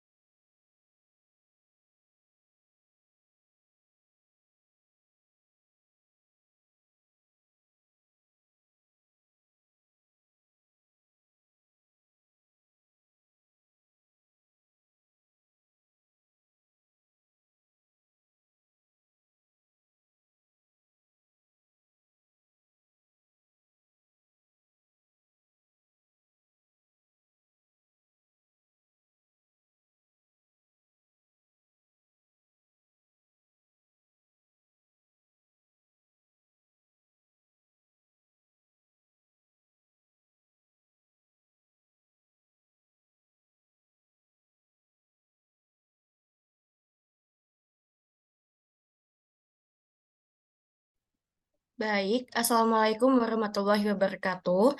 Perkenalkan, kami dari kelompok 3 reguler 4 ingin mempresentasikan masalah-masalah kesehatan wanita dari berbagai negara dengan memperhatikan aspek legal dan etis. Next slide. Ini adalah anggota kelompok kami. Boleh next slide. Kemudian jurnal yang kami ambil adalah jurnal ilmiah ilmu kesehatan Mediscience dengan identitas jurnal yang tertera di layar. Next slide. Studi ini membahas pentingnya pendidikan dan informasi bagi ibu hamil yang memiliki resiko tinggi selama kehamilan, dengan fokus pada penggunaan aplikasi seluler untuk memberikan pendidikan perawatan maternitas yang berpusat pada keluarga. Kehamilan dengan resiko tinggi dapat menyebabkan komplikasi dan bahaya bagi ibu dan janin, mempengaruhi kondisi fisik, psikologis, sosial, dan emosional keluarga. Pada jurnal ini menggunakan metode mengembangkan aplikasi seluler VMC untuk ibu hamil berisiko tinggi melalui 4 tahap. Yang pertama yaitu studi literatur dilakukan untuk mengumpulkan materi tentang VMC, kehamilan dan persiapan persalinan. Yang kedua, pengembangan aplikasi dengan kebutuhan ibu hamil berisiko tinggi. Yang ketiga, validasi oleh ahli kebidanan dan teknologi informasi untuk menguji aplikasi. Dan yang terakhir adalah uji coba aplikasi. Untuk hasil dari jurnal, yaitu pendekatan FCMC dalam model edukasi merupakan metode bertujuan untuk meningkatkan pengetahuan ibu hamil risiko tinggi dengan melibatkan keluarga. Pendekatan ini berupaya mengurangi angka kesakitan dan kematian pada ibu hamil. Hasil penelitian mendukung adanya hubungan yang signifikan antara dukungan sosial dengan kesiapan persalinan, termasuk pengaruh dukungan suami terhadap kesiapan persalinan. Aplikasi seluler atau ASI menunjukkan manfaat termasuk peningkatan kepatuhan bidan terhadap standar pelayanan antenatal dan kepuasan yang lebih tinggi di kalangan ibu. Adapun pembahasan dari jurnal, yaitu model pendidikan dengan pendekatan FCMC merupakan metode pendidikan untuk meningkatkan pengetahuan ibu hamil risiko tinggi dengan melibatkan keluarga sebagai dukungan sosial. Tujuannya adalah memastikan penyampaian layanan kesehatan berkualitas yang aman dengan mengeksplorasi dan memfokuskan pada kebutuhan ibu, bayi, dan keluarga. Tenaga kesehatan juga dapat memberikan edukasi kehamilan hingga persiapan persalinan dengan menggunakan teknologi kebidanan dengan mengembangkan model pendidikan teknologi berbasis home care. Hasil dan kritisi jurnal. Rencana aplikasi seluler FCMC telah sangat lengkap karena memuat materi kehamilan dengan risiko tinggi dan persiapan persalinan disesuaikan dengan kebutuhan informasi selama kehamilan, mulai dari persiapan fisik, persiapan psikis, persiapan finansial, budaya, dan persiapan di rumah hingga persiapan bersalin. Pada aplikasi ini, ibu hamil mendapatkan edukasi mengenai keluhannya selama hamil hingga persiapan yang harus dilakukan saat melahirkan, juga memberikan informasi jika ibu memerlukan penata laksanaan atau rujukan lebih lanjut. Untuk kelebihan dari jurnal, yang pertama yaitu bagian abstrak jurnal lengkap berisi latar belakang, tujuan, metode, dan hasil, memudahkan pembaca dalam memahami jurnal secara sekilas. Yang kedua, jurnal tersebut menyajikan gambaran rancangan fitur aplikasi, lalu referensi yang digunakan kredibel, metode yang digunakan menunjukkan validitas dan kredibilitas isi jurnal, dan jurnal menggabungkan topik dari beberapa disiplin ilmu. Kekurangan jurnal, pembatasan data akurasi, dan generalisasi temuan penelitian mungkin dibatasi. Yang kedua, keanekaragaman sampel yang tidak memadai hasil yang diperoleh. Yang ketiga, teknik yang tidak tepat mungkin sulit bagi peneliti masa depan untuk mereplikasi atau menilai suatu penelitian. Yang keempat, batasan usia informasi, validitas informasi tentang vaksin, dan kemungkinan terjadinya epidemi. Kesimpulannya, penggunaan aplikasi mobile atau ASI dengan pendekatan FCMC memberikan manfaat besar dalam meningkatkan kesiapan ibu hamil risiko tinggi, keterlibatan keluarga dan tenaga medis, serta fokus pada kebutuhan keluarga memainkan peran penting dalam meningkatkan kualitas layanan kesehatan, meningkatkan kesiapan persalinan dan kepatuhan bidan terhadap standar pelayanan antenatal. Sekian dari kelompok kami, saya kembalikan ke moderator. Baik, terima kasih atas presentasinya dari kelompok 3 reguler 4. Selanjutnya presentasi dari kelompok 4 reguler 4 dipersilahkan.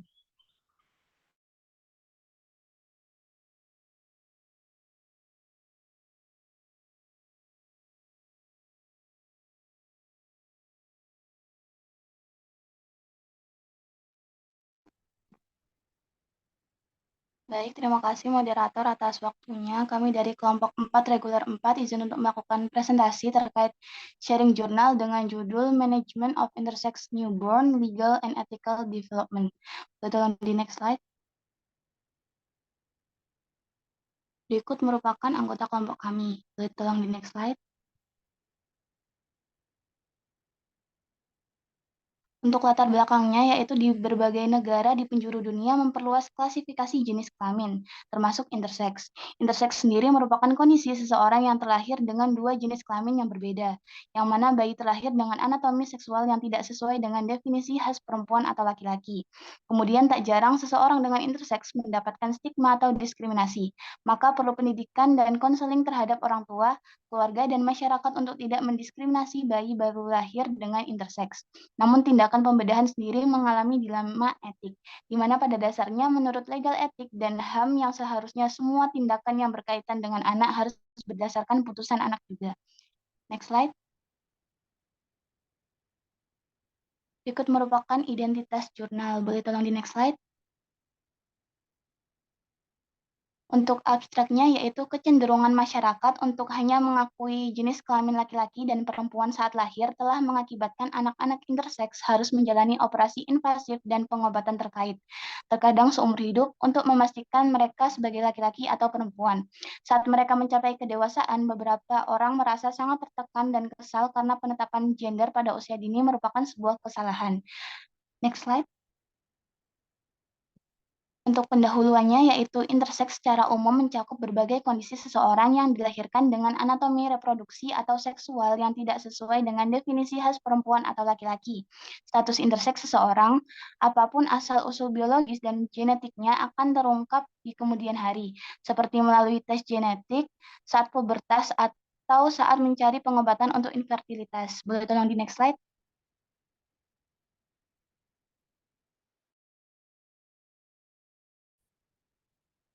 Untuk pembahasan yang pertama yaitu intersex status. Intersex adalah istilah umum yang mencakup berbagai kondisi di mana seseorang lahir dengan anatomi yang tidak sesuai dengan definisi khas laki-laki atau perempuan. Status intersex seseorang, apapun asal biologisnya, mungkin tidak terungkap kemudian dalam hidupnya.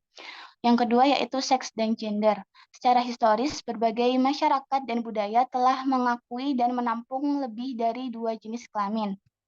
Lalu disclosure and birth registration, orang tua bertanggung jawab atas kesejahteraan anak-anak mereka, memiliki hak atas informasi medis anak-anak mereka untuk memberdayakan mereka dalam menjalankan tanggung jawab hukum mereka. Selanjutnya yaitu dilemmas of intervention. Ketika genitalia yang ambigu terlihat saat lahir, mungkin diperlukan beberapa tindakan intervensi. Selanjutnya yaitu preserving children's open future. Penentuan kepentingan terbaik bayi baru lahir, termasuk mengenai reproduksi masa depannya sendiri, memerlukan ketelitian. Sentral untuk mematuhi prinsip-prinsip etika dan hukum kunci adalah pengakuan hak anak untuk masa depan yang terbuka. Untuk selanjutnya, saya serahkan pada rekan saya.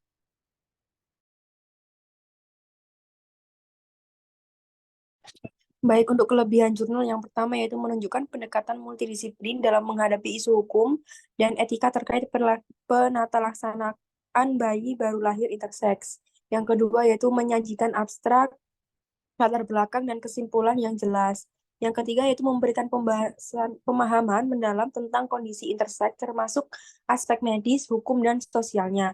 Yang keempat yaitu memberikan pandangan kritis terhadap praktis medis yang mengarah pada operasi invasif anak interseks, serta mengakomodasi bayi baru lahir interseks tanpa stigma atau diskriminasi. Bisa next slide.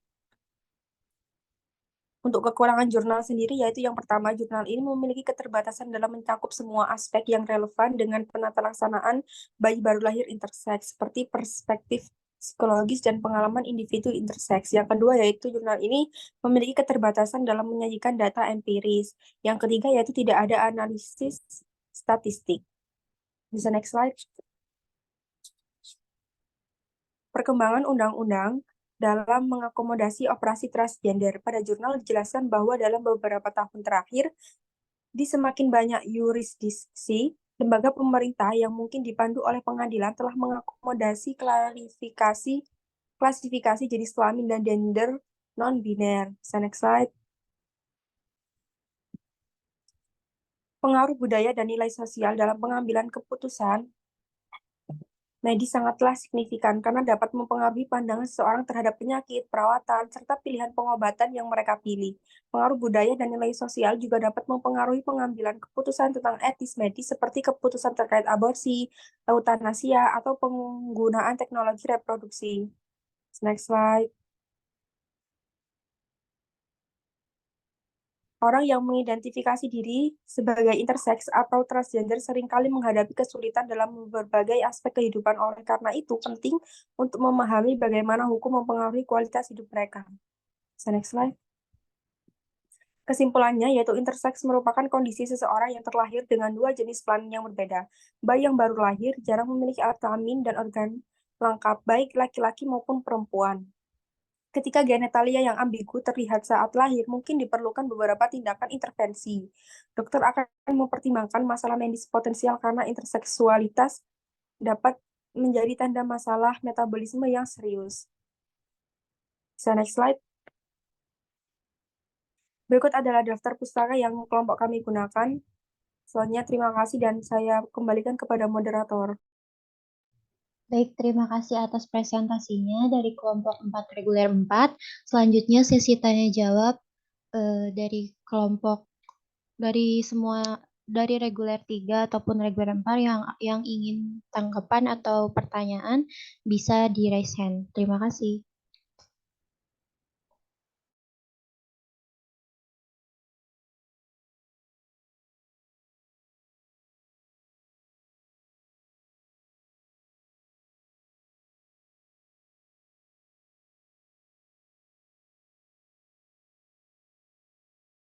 Silakan, ini kasusnya bagus-bagus loh. Semangat.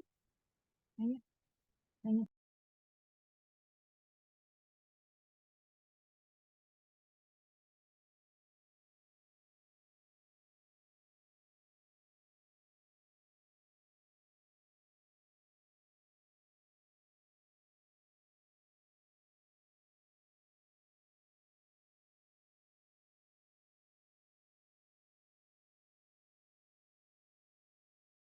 Sekali lagi, jika ada yang memiliki tanggapan atau pertanyaan kepada kelompok reguler 3 ataupun reguler 4, bisa dipersilahkan raise hand ya. Terima kasih.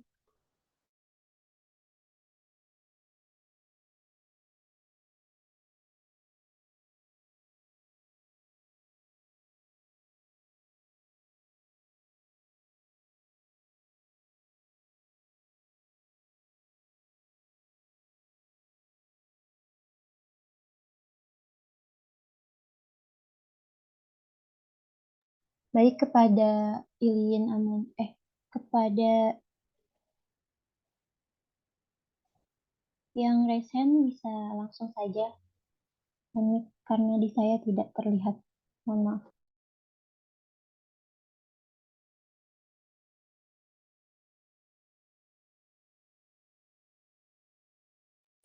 Halo, oke, terima kasih ya atas kesempatannya. Di sini saya Diva Ayu dari kelompok 1 reguler 3 izin bertanya kepada kelompok 1 reguler 4. Tadi sudah dijelaskan bahwa perempuan di daerah studi, yaitu Australia, itu kurang bisa berpartisipasi dalam pengambilan keputusan maternity care meskipun mereka pengen gitu. Dan kelompok itu menyoroti agar keterlibatan kita, kaum perempuan yang juga merupakan pasien, itu dalam pengambilan keputusan itu bisa meningkat gitu. Lalu pertanyaan pertama, selama ini nih, sebelum kelompok mengajukan usulan solusi tersebut, pengambilan keputusan itu dilakukan oleh siapa? Apakah bisa dijelaskan lebih lanjut? Dan pertanyaan kedua, bukankah global nursing, maksudnya keperawatan secara global di seluruh dunia itu harusnya udah pasti ada pemahaman tentang PCC ya, kayak patient center care atau lain sebagainya. Pokoknya yang pasien itu punya suara atau berhak buat menentukan perawatan yang mereka terima gitu loh. Kok bisa ya malah terjadi hal seperti ini, apalagi di Australia? Kok bisa gitu loh. Kalau ditelaah lagi, ini kan merupakan hal yang basic banget gitu ya, dan malah salah gitu loh. Itu hal yang sangat saya dan kelompok 1 reguler 3 sayangkan. Jadi ada dua pertanyaan. Yang pertama, pengambilan keputusan sebelumnya itu dilakukan oleh siapa? Dan yang kedua, kenapa bisa terjadi seperti itu? Terima kasih.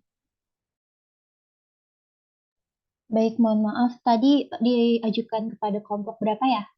Tadi agak tidak jelas. Iya, oke, kelompok 1. Oke, kelompok 1 reguler 4 ya. Baik, kepada kelompok 1 reguler 4, apakah pertanyaannya jelas atau butuh diulangi lagi?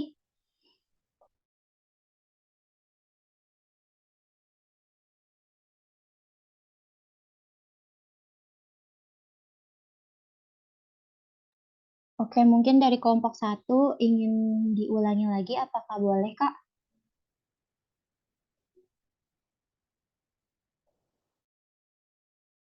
Diulangi lagi kah pertanyaannya? Iya. Oke, pertanyaan pertama.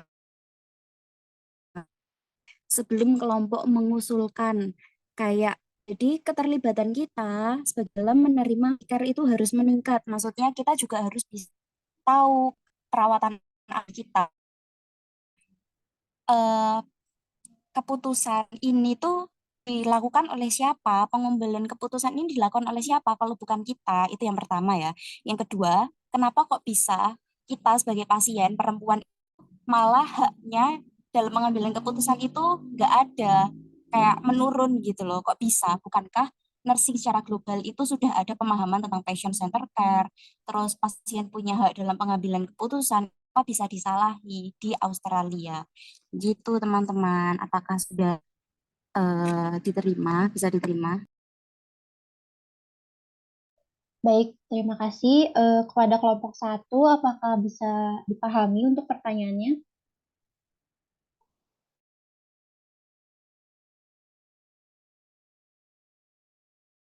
Mungkin bisa ditulis di chat Zoom aja ya, Kak, biar bisa dibaca ulang oleh kelompok 1 pertanyaannya.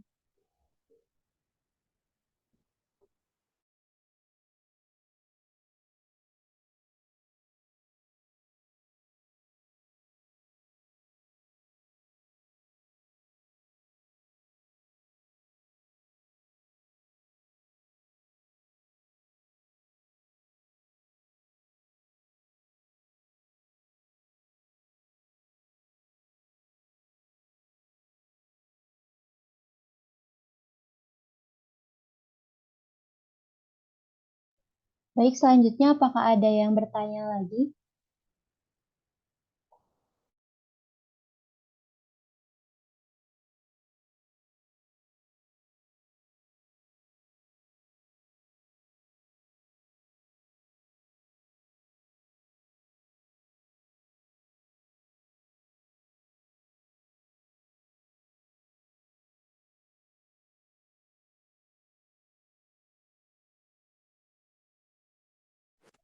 Permisi moderator, saya izin bertanya.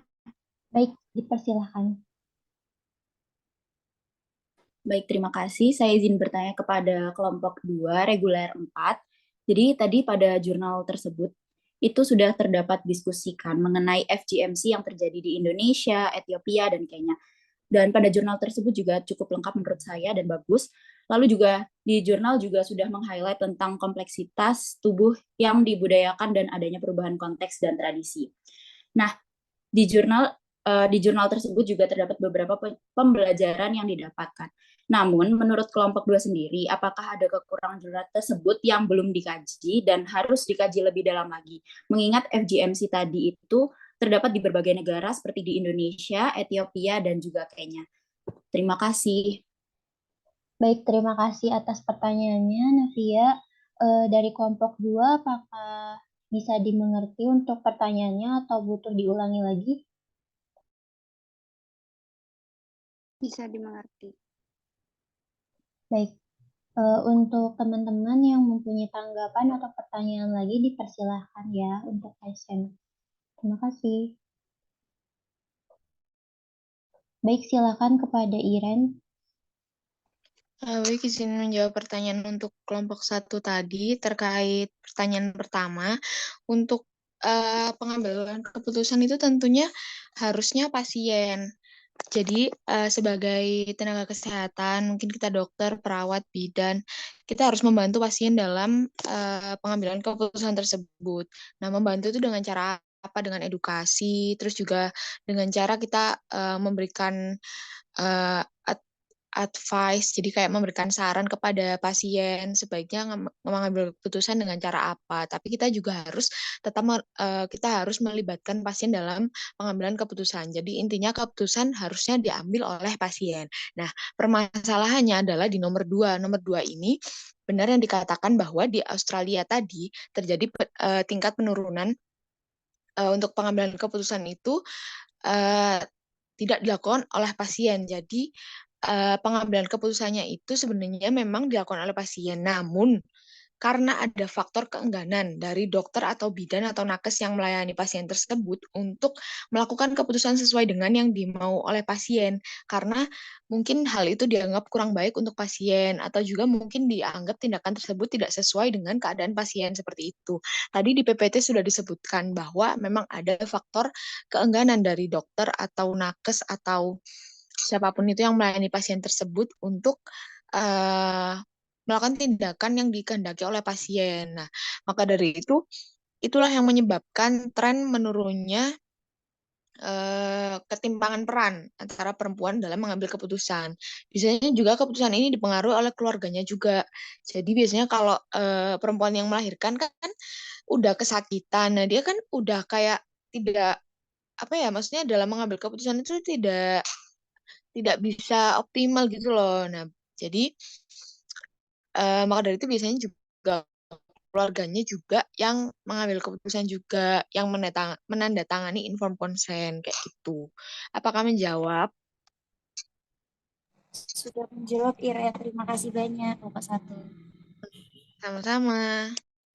Baik, terima kasih kepada Iren dan Kak Diva. Apakah dari kelompok 2 sudah memiliki jawaban atas pertanyaan Navia tadi?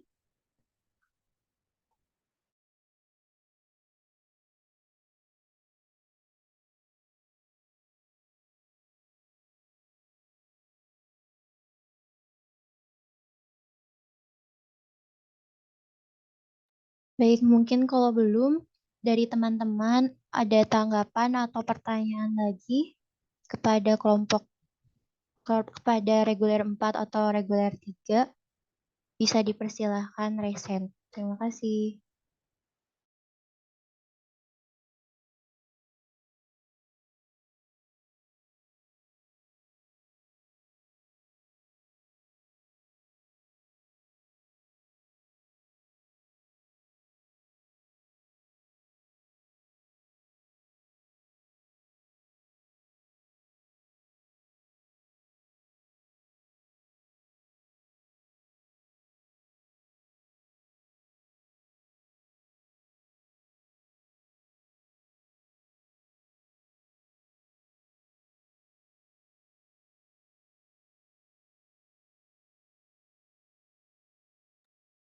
Ada yang mau ditanyakan atau ada sesuatu yang ingin didiskusikan?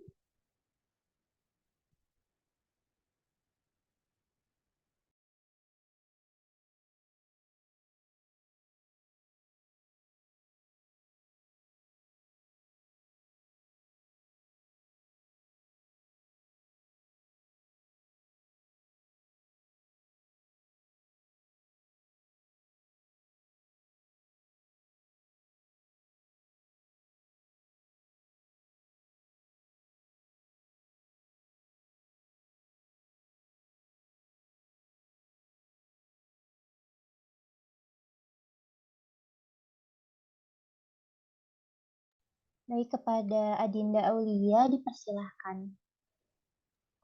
Baik, terima kasih atas kesempatannya, moderator. Saya izin bertanya untuk kelompok 2 reguler 4. Tadi kan dari kelompok sudah dijelaskan mengenai FGMC dan plus minusnya, serta aspek legal etisnya dari negara-negara yang sudah dibahas oleh kelompok. Nah, kalau dari perspektif teman-teman kelompok 2 itu lebih ke pro atau kontranya tentang FGMC ini.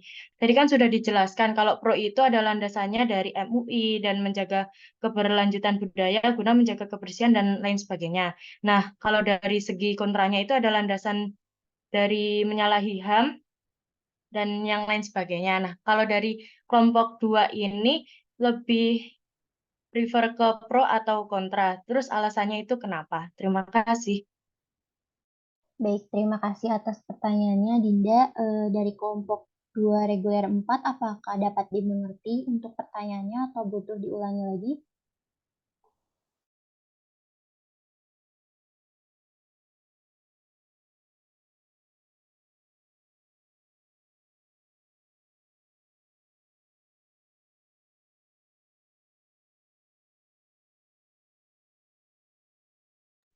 Sekali lagi, untuk kelompok 2 reguler 4, apakah pertanyaan dari Adinda dapat dimengerti atau butuh diulangi lagi?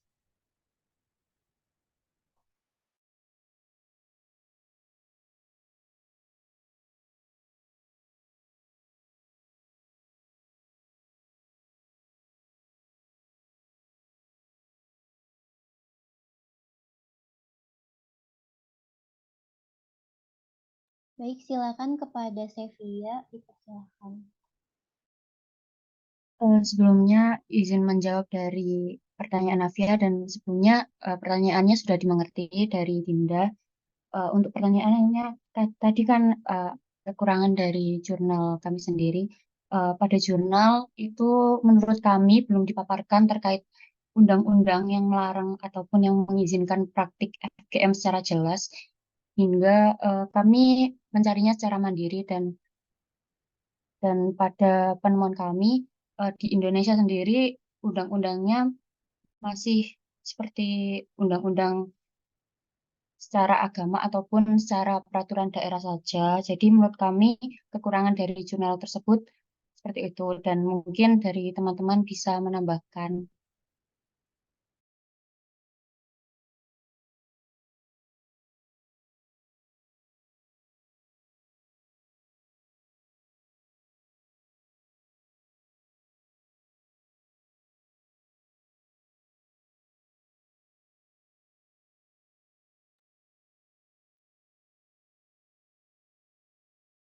Baik, untuk anggota kelompok 2 lainnya yang ingin menambahkan bisa raise hand ya.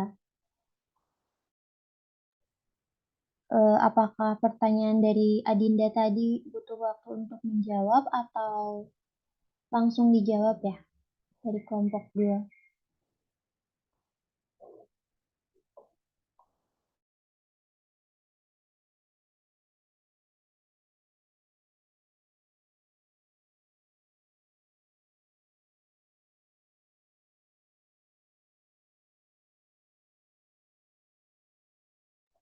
Mungkin belum ada jawaban dari pertanyaan Adinda tadi.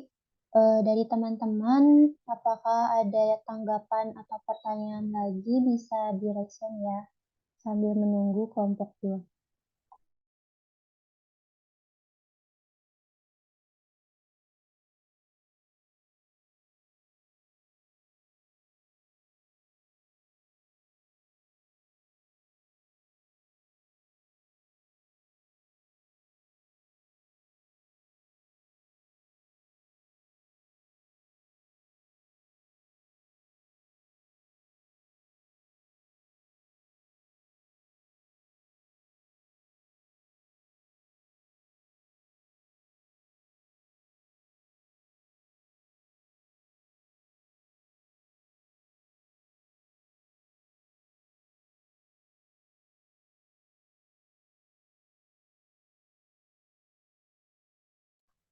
Oh iya, izin mengkonfirmasi kepada Navia, tadi jawaban dari kelompok 2 apakah sudah jelas ya atau perlu diklarifikasi lagi? Izin menjawab sudah jelas. Terima kasih kelompok 2. Baik, terima kasih Navia.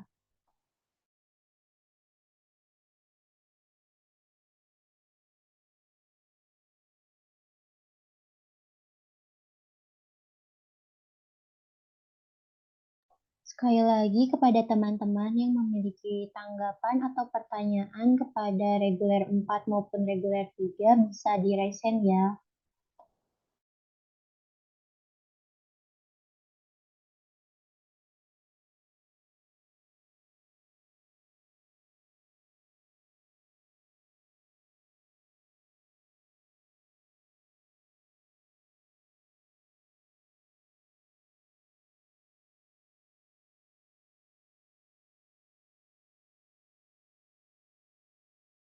Baik, silakan kepada Afrila.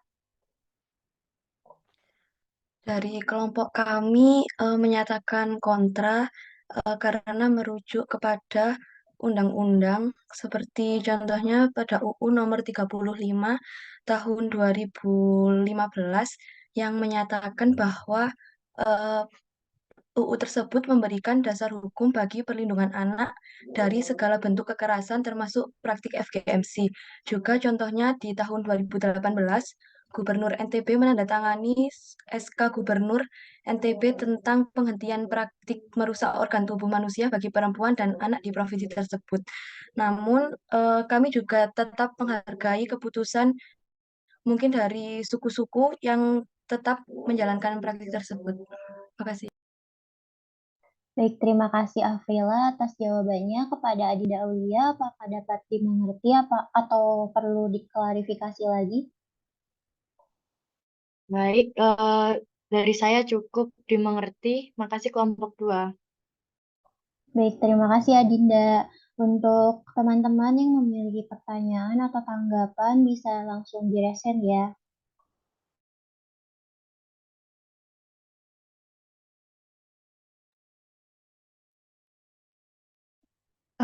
Izin moderator, Ners. mungkin saya masuk ya, karena kan waktunya sampai jam 11.45 ya. Oh iya, Sudah baik. ada persiapan untuk ujian, mungkin langsung saya ulas ya. Tadi terkait dengan sunat wanita atau juga FGMC ya. Ini female genital mutilation atau cutting ya. Jadi ternyata mungkin kita sering mendengar, tapi kita belum paham sebenarnya mana sih yang dipotong gitu ya. Sebenarnya yang dipotong itu bukan klitorisnya ya, tapi bagian yang menutupi klitoris. Dan ada beberapa prosedur yang juga bagian pada labia minoranya gitu ya, sehingga menjadi lebih kecil gitu. Nah, ini bagaimanapun memang di Indonesia juga pernah ada ya, bukan hanya di tadi saya di Kenya saja atau di mana tadi ya. Ini kan ada di Ethiopia, di Kenya, dan di Indonesia ya, yang marak. Nah, di Indonesia itu yaitu di NTB ya. Jadi memang di NTB itu dulu kalau di Indonesia itu memang dilakukan, cuma memang perlu dilihat lagi ya dari segi manfaatnya dan apakah lebih menyakitkan atau malah lebih banyak manfaatnya. Ternyata kan sebenarnya setelah disimpulkan kan lebih banyak menyakitkan untuk wanita ya dan melanggar hak asasi wanita. Sehingga memang untuk orang yang sudah berpendidikan biasanya sudah tidak mau melakukan tradisi untuk mutilasi ini atau sunat pada wanita ini. Kemudian tadi yang kelompok 1 dan 2 hampir sama ya. Kemudian untuk FCMC ini juga tadi kan kelompok 3 terkait FCMC ya di mana dengan menggunakan aplikasi seluler ya. Jadi ini memang dengan aplikasi apapun intinya kalau FCMC ya memang perawatan yang berfokus pada keluarga sehingga memang diharapkan dengan teknologi dan sebagainya tetap meningkatkan peran keluarga dalam perawatan membantu perawatan dari kesehatan reproduksi wanita gitu ya. Kemudian yang menarik ini intersex sebenarnya, tapi nggak ada yang tanya ya. Ini ini kan suatu kondisi di mana memang ada suatu kelainan anatomi ya. Jadi mungkin anatominya eh, mungkin agak membingungkan. Ini laki-laki atau perempuan gitu ya. Kemudian mungkin dan kebanyakan yang sudah dilakukan itu akhirnya dilakukan dengan pemeriksaan hormonal. Jadi sebenarnya kita manusia, kita sebagai perempuan juga sebenarnya memiliki loh hormon laki-laki juga. Cuma kan kadarnya berbeda. Kemudian kita juga punya hormon androgen. Makanya kalau hormon androgennya berlebihan kan kita biasanya mengalami suatu kondisi di mana ovum tidak bisa matang ya, atau disebut dengan apa sih? Saya lupa ya. Jadi tidak bisa matang sempurna dengan ciri-ciri biasanya wanitanya juga berjerawat, kemudian memiliki rambut halus yang lebih tebal dibanding wanita normal karena memang androgennya lebih tinggi ya daripada normal. Nah, kalau wanita itu memang sebaiknya yang normal itu dia hormon kewanitaannya seperti estrogen, progesteron itu tinggi gitu. Nah, pada kasus intersex ini secara anatomi itu membingungkan, kemudian nanti biasanya untuk pemeriksaan hormonal itu dilihat hormonal yang dominan yang mana. Kemudian kalau hormonalnya sudah ketahuan, kemudian biasanya seiring waktu kan juga secara fisik juga akan tumbuh ya, akan tahu ini sebenarnya laki apa perempuan. Nah, itu maka akan seperti di Indonesia kan ada ya yang kasus pada atlet bola voli ya, kalau nggak salah ya. Itu juga ternyata dia laki-laki ya. Seperti itu ya. Jadi memang pemeriksaannya juga harus lengkap. Kemudian kalau kalau intersex ini kan memang ada kelainan fisik dan perlu adanya pemeriksaan lebih lanjut ya. Beda dengan pada orang yang apa sih homo atau apa ya? Ya dia yang berdandan laki-laki atau berdandan perempuan, saya lupa namanya. Apa sih sekarang? Bisek yang mengaku bisek, bukan laki-laki dan bukan perempuan sebenarnya laki-laki gitu, tapi dia mengaku biner gitu ya, itu beda gitu ya. Itu kan secara psikologis mungkin bermasalah sebenarnya, tapi kalau intersex ini memang ada kondisi di mana ada kelainan dari Tuhan ya, bukan karena psikologis yang apa sebenarnya laki-laki mengaku perempuan gitu ya, bisa laki-laki bisa perempuan enggak gitu ya. Kemudian tadi kenapa kok perempuan ini ya, kenapa kok perempuan nggak bisa membuat keputusan pada FGMC ya? Karena memang kita perlu tahu bahwa budaya di suatu masyarakat itu ada budaya patriarki, ada budaya matriarki ya. Jadi pembuat keputusan itu kadang misalnya sebenarnya untuk perempuan, tapi pembuat keputusannya yang laki-laki, misalnya suaminya atau bapaknya gitu. Sehingga memang kenapa kok lemah gitu ya? Ya bisa saja lemah gitu ya. Karena terkait dengan budaya gitu. Terus biasanya siapa sih yang membuat keputusan? Nah, kalau mutilasi ini ya mungkin yang membuat keputusan yang kebanyakan memang bersifat patriarki ya. Yang membuat keputusan adalah laki-laki. Kalau misalnya perempuannya tidak memiliki kemampuan untuk membuat keputusan sendiri. Kemudian ya kalau di Indonesia secara umum sih memang menentang ya. Tadi kenapa kelompok mengarah kemana? Menentang apa mendukung gitu ya dengan adanya female mutilasi ini. Ternyata kan ya secara undang-undang sudah dilindungi sebagai hak wanita ya, hak asasi manusia ya sebaiknya tidak dilakukan apa female genital mutilation tadi gitu ya. Baik, mungkin ada pertanyaan atau bisa kita tutup?